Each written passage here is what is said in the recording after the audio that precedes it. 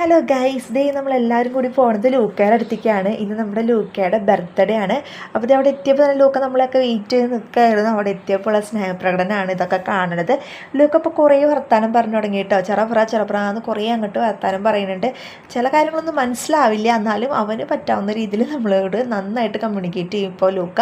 അങ്ങനെ ലൂക്കൻ നമ്മൾ വേഗം എടുത്ത് ബർത്ത്ഡേ ഡ്രസ്സൊക്കെ ഇടിയിപ്പിക്കുന്നുണ്ട്. എൻ്റെ പൊന്നോ, ഈ ഡ്രസ്സ് ഇടിയിപ്പിക്കുക എന്ന് പറഞ്ഞ ഒരു 1.5 ടാസ്ക്കാണ് കുട്ടുവിന്.